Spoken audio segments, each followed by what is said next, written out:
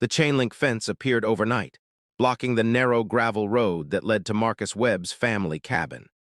Marcus, 46, a civil engineer who'd inherited his father's mountain retreat 6 months ago, stood there at dawn on a Saturday morning, coffee growing cold in his hand, staring at the padlocked gate that now separated him from the property his grandfather had built in 1958.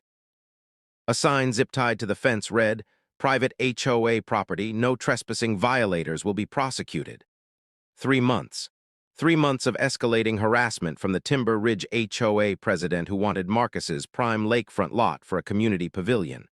3 months of ignored certified letters, dismissed property surveys, and condescending phone calls telling him to be reasonable about selling. But this, physically blocking his access, crossed a line Marcus had been hoping they wouldn't cross. Because what President Gerald Hoffman and his board didn't know was that the gravel road they just fenced wasn't HOA property. It was Marcus's private easement, and the civil engineer standing there wasn't just angry. He was calculating. Today, everything was about to change. Before we see how a civil engineer taught an entitled HOA board a lesson in property rights and infrastructure law, if you enjoy stories where people who abuse power discover they've made a catastrophic mistake, hit that like button and subscribe. Trust me, this one's worth watching unfold. This is a story in 3 parts. The violation that transformed a patient man into someone ready to use every tool at his disposal. The confrontation where decades of property law met 3 months of entitled arrogance. And the resolution where blocking one road led to consequences nobody saw coming. For 3 months, Marcus had endured Gerald Hoffman's pressure campaign to sell his inherited cabin, knowing that patience and proper documentation would serve him better than immediate escalation. He'd watched the HOA president spread lies about abandoned property at board meetings, file bogus code violations that county inspectors dismissed, and recruit neighbors to complain about his unsightly cabin that his grandfather had lovingly maintained for 50 years. He'd tolerated demands, threats, and increasingly aggressive tactics, always responding with calm professionalism while quietly researching the property history and easement rights that governed Timber Ridge.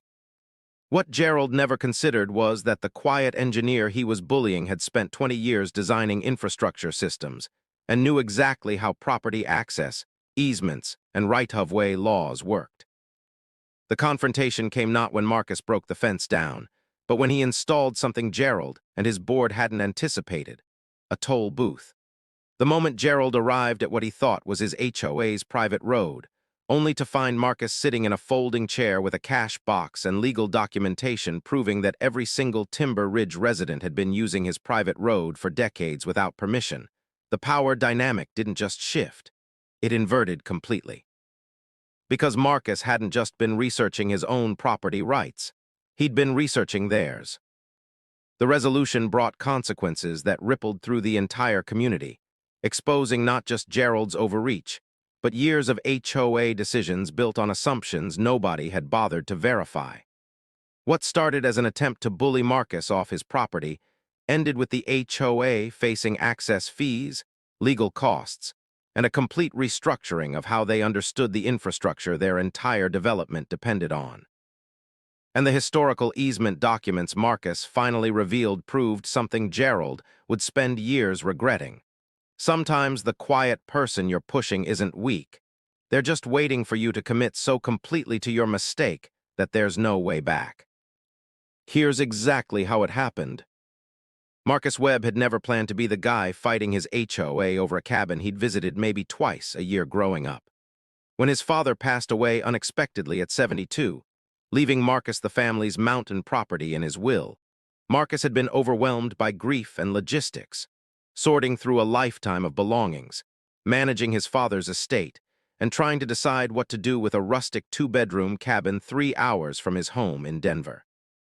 Marcus worked as a senior civil engineer for a transportation firm, specializing in road design and infrastructure planning, which meant he understood property easements, right-of-way laws, and access agreements better than most people understood their own driveways.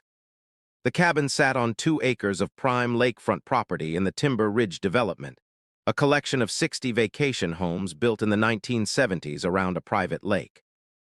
Marcus's grandfather had been one of the original property owners, buying his lot in 1958 before the HOA even existed, back when the area was just wilderness and a few dirt roads. The cabin was simple but solid, with a screened porch overlooking the water and a small dock where Marcus had learned to fish as a child. The trouble started 2 weeks after Marcus finally cleaned out the cabin and decided to keep it, planning to renovate slowly and maybe retire there someday. Gerald Hoffman, 61, the Timber Ridge HOA president who'd held the position for 8 years through what residents privately called strategic intimidation and committee stacking, showed up unannounced on a Wednesday afternoon with a folder full of documents and an expression that suggested he was doing Marcus a favor. Gerald explained, in the tone of someone addressing a child, that the HOA had been monitoring the cabin's condition and had concerns about the property being underutilized.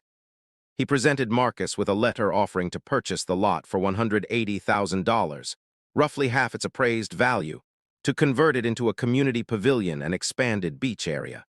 Marcus had politely declined, explaining he planned to keep the property. Gerald's smile had tightened, and his response made Marcus's professional instincts flare. "Well, I hope you'll reconsider. Properties in Timber Ridge can become quite difficult to maintain if owners aren't cooperative with community goals." It wasn't quite a threat, but it wasn't quite not a threat either.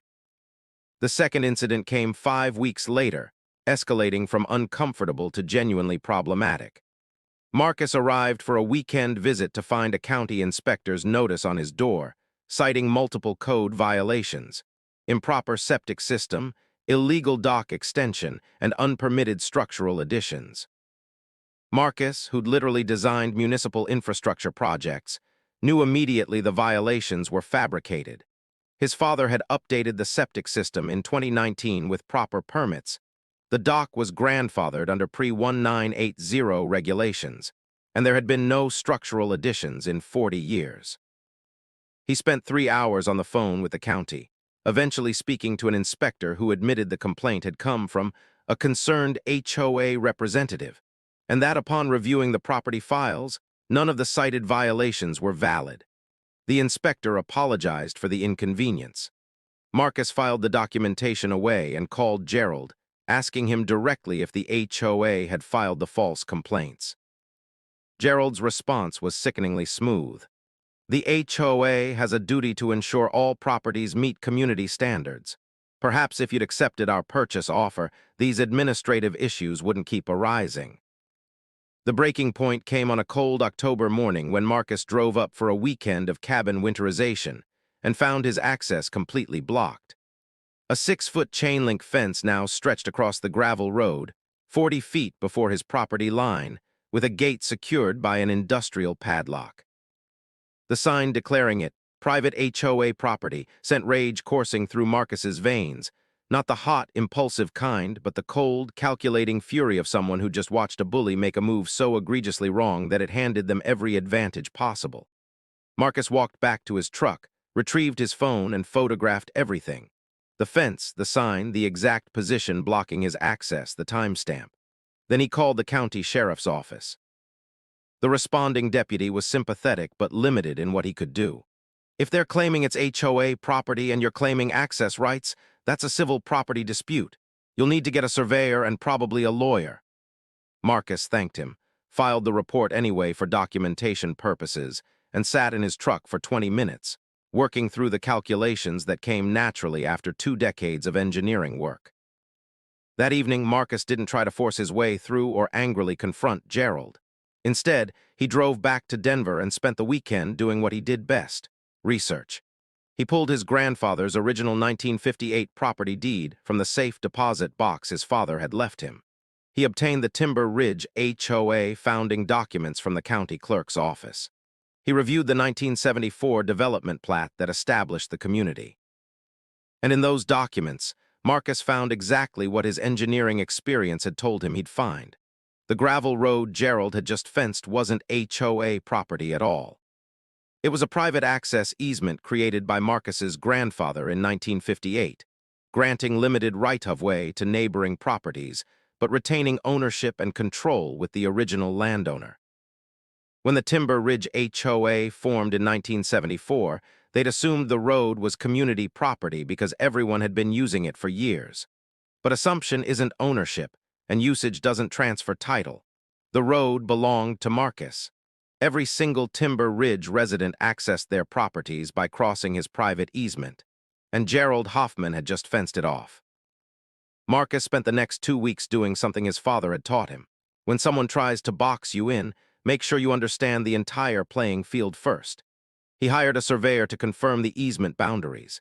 He consulted with a real estate attorney who specialized in property access law. He reviewed every HOA board meeting minute for the past 8 years, documenting Gerald's pattern of aggressive tactics against property owners who didn't bend to his demands. And he prepared something Gerald would never anticipate: a formal assertion of his easement rights, complete with historical documentation, legal precedent, and a very specific plan for how he intended to exercise the property control he actually possessed. If Gerald wanted to play games with property access, Marcus would teach him exactly what happened when you blocked a civil engineer's road. And on a crisp November morning, exactly 2 weeks after the fence appeared, Marcus loaded his truck with supplies and headed back to Timber Ridge. Everything was finally ready. Marcus arrived at the blocked access road at 7:30 on a Saturday morning, when he knew most Timber Ridge residents would still be sleeping in their weekend cabins. He'd brought materials from his garage: an aluminum folding table, 2 sawhorses, a large laminated sign, a cash box, and a stack of documents in waterproof folders. While the morning sun burned off the fog, Marcus set up his installation 20 feet in front of Gerald's fence, creating what looked like a highway toll booth on the narrow gravel road. The sign, professionally printed and mounted on posts, read, "Private Road Easement Holder, MWEBB Toll, $50 per vehicle, historical easement documentation available upon request." Marcus had just settled into his folding chair with fresh coffee when the first vehicle approached. It was Gerald Hoffman's silver Mercedes SUV, heading toward the lake road for his morning routine.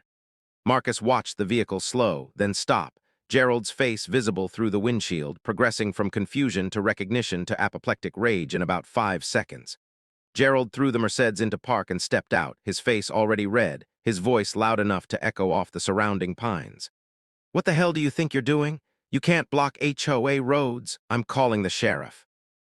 Marcus took a slow sip of his coffee, let the silence stretch, then responded in the calm, measured tone he used in engineering presentations. "Gerald, you're absolutely right that blocking access roads is problematic. That's actually why I'm here. You see, when you installed that fence 2 weeks ago, you blocked my access to my property. So I thought we should have a conversation about road access, easements, and who actually owns what around here." Gerald's response was immediate and dismissive. "This is a community road. It's been HOA property since Timber Ridge was established. You're trespassing on community property, and I'm going to have you removed." Marcus nodded slowly, then reached for one of his document folders. "That's interesting, Gerald, because I spent the last 2 weeks researching that exact question. And what I found is that this road, the one you just drove on, the one every Timber Ridge resident uses to access their properties, isn't HOA property at all. It's a private easement created by my grandfather, Maxwell Webb, in 1958. Would you like to see the documentation?" Marcus spread 3 documents on his folding table: the original 1958 deed with the easement language highlighted, the 1974 Timber Ridge Development plat showing the easement designation, and a recent surveyor's certification confirming the boundaries. Gerald grabbed the documents, his hands shaking slightly, his eyes scanning the pages with growing comprehension that what he was reading wasn't something he could dismiss or talk his way around. Marcus let him read for a full minute before continuing, his voice still calm but now carrying an edge of steel. "Gerald Eugene Hoffman, residing at 1247 Ridgeline Drive, Timber Ridge HOA president since 2015, currently holding property deed number 2048-821 for lot 47. I know quite a bit about you now, Gerald. I know you've been president long enough to have approved 12 major HOA decisions without proper member votes. I know you've purchased 3 properties in Timber Ridge at below-market rates after pressuring owners to sell. I know you've filed false complaints against 4 different property owners in the last 3 years. And I know you just made the biggest mistake of your HOA career by fencing off an access road you don't own. Gerald's face had gone from red to pale, his voice coming out weaker than before. You can't just charge tolls. There's a legal easement for access. Marcus smiled, the expression not quite reaching his eyes. You're absolutely right, Gerald. There is an easement. The 1958 easement grants limited right-of-way for ingress and egress to adjacent properties, subject to reasonable regulations and fees as determined by the easement holder. My grandfather created it to help neighboring property owners when this was all wilderness. It's been free for 67 years because my grandfather and my father were generous men who believed in community cooperation. But here's what you need to understand about easements. They don't transfer ownership. They grant permission, and permission can come with conditions. Marcus pulled out another document, this one prepared by his attorney. This is a formal notice of easement fee implementation. Effective immediately, any vehicle using this private road will pay $50 per passage. I accept cash, check, or Venmo. The fee applies to all users except the easement holder. That's me, and will remain in effect until the fence blocking my property access is removed and I receive written assurance that no further interference will occur. Gerald's response was sputtering disbelief. You can't do this. People live here. They need access to their properties. Marcus leaned back in his chair, his engineer's mind having already calculated every angle of this confrontation. Gerald, 20 minutes ago I couldn't access my property because you installed a fence on my private easement. You created this situation. Now here's what's going to happen. You have 2 options, and I need you to choose very carefully because I'm not bluffing and I'm not negotiating. Marcus held up one finger. Option 1, I maintain this toll booth. Every Timber Ridge resident pays $50 every time they want to use this road. I enforce it with security cameras I'll install this afternoon. I pursue trespassing charges against anyone who refuses to pay. And because this easement language allows for reasonable regulations, my attorney assures me I'm on solid legal ground. You'll spend tens of thousands in legal fees fighting it, and even if you eventually win some modification of the fees, that process will take months, during which your residents will be paying tolls or finding another route to their properties, which doesn't exist. Marcus held up a second finger. Option 2, by Monday morning at 9 a.m., that fence is gone. You personally deliver to me a written agreement, signed by the entire HOA board, acknowledging this is my private easement and guaranteeing no further interference with my property access. You resign as HOA president, effective immediately, because I'm going to share my documentation about your pattern of property intimidation with every single resident, and you won't survive the vote to remove you anyway. In exchange, I remove this toll booth, return to the free access arrangement my family has provided for 6 decades, and we never speak again unless absolutely necessary. Marcus let the options hang in the air, watching Gerald's face cycle through anger, calculation, and slow, dawning realization that he'd brought a bluff to a chess match. The third voice came from behind Gerald's Mercedes. Robert Chen, 52, who owned the property adjacent to Marcus's cabin and served on the HOA board, had walked up during the confrontation. Gerald, is what he's saying true? This is a private easement. You told the board it was HOA property when you got approval for the fence. Gerald spun around, his response defensive. It's a technicality. Everyone's been using it for years, Marcus interrupted, his tone sharp. It's not a technicality, Robert. It's property law. The HOA has been using my family's generosity as if it were an entitlement. And when I declined to sell my property to Gerald for half its value, he decided to punish me by blocking the access my family has freely provided to this community for generations. Robert looked at the documents still spread on Marcus's table, then back at Gerald, his expression hardening. We need an emergency board meeting, right now. Marcus shook his head. No board meeting necessary, Robert. This is between Gerald and me now. He blocked my property access. I'm exercising my legal rights to control my easement. He has until Monday morning to make his choice. Gerald's final protest came out weak and desperate. You'll destroy property values. You'll ruin this community. People will sue you. Marcus stood up from his chair, his full height and calm authority making Gerald step back involuntarily. Gerald, I'm a civil engineer who designs infrastructure systems for a living. I understand property values, access rights, and community planning better than you understand how to bully people. You picked the wrong property owner to threaten. You blocked the wrong road. And you spent 3 months pushing someone who was perfectly content to leave his family's cabin alone and keep providing free access to 60 families. So yes, I'll wait here until Monday morning. Clock's ticking. Make your choice. Marcus sat back down, poured fresh coffee from his thermos, and watched Gerald stand there, humiliated and defeated, before finally climbing back into his Mercedes and driving back toward his house, paying $50 in cash first, which Marcus accepted with a receipt. The fence came down Sunday afternoon, 18 hours ahead of Marcus's deadline. Marcus was sitting on his cabin's porch, having finally accessed his property by paying himself a symbolic toll and documenting it for legal purposes when 3 trucks arrived. Gerald wasn't among them. Instead, it was Robert Chen and 2 other board members, along with a professional fence removal crew. Robert approached the porch with an expression that mixed embarrassment and respect, holding an envelope. Marcus, the board convened an emergency session last night. We voted unanimously to remove the fence, and I'm here to deliver this. The envelope contained exactly what Marcus had demanded, written acknowledgement of his easement rights, signed by all 5 board members with formal apologies for the interference. It also contained something Marcus hadn't expected, Gerald Hoffman's resignation letter, effective immediately, citing personal reasons and the need to step back from community service. Robert sat on the porch steps, not quite invited but not asked to leave, and spoke quietly. Marcus, I owe you an explanation. Maybe not an excuse, but an explanation.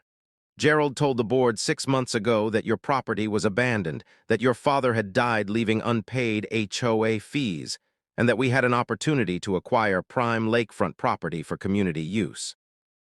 He said the road was HOA property, that you were being unreasonable about selling, and that the fence was necessary to prevent you from blocking community access. He's been controlling information flow to the board for years, and most of us just trusted him because fighting Gerald was exhausting. Robert paused, looking out at the lake. Yesterday, after you showed us those documents, 4 of us spent all evening researching. We found 7 other instances where Gerald misrepresented property ownership or HOA authority. There's a previous property owner who sold to him at a steep discount after he filed false code violations, just like he did to you. We're looking at potential legal liability for the HOA based on his actions.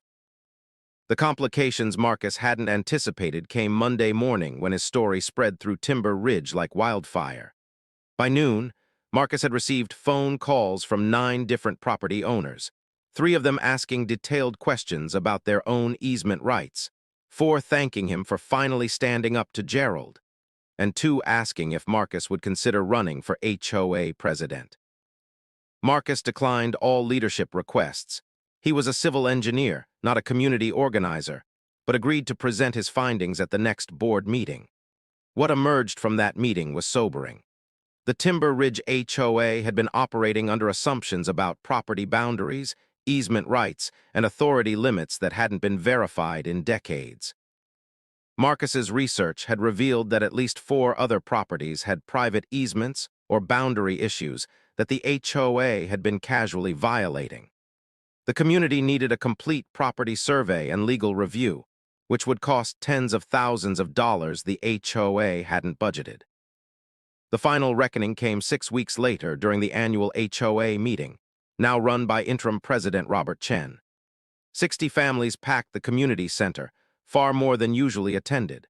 Robert presented a comprehensive report on Gerald's tenure, revealing $34,000 in questionable expenses, 8 documented cases of property owner intimidation, and the cascade of legal issues his fence installation had exposed.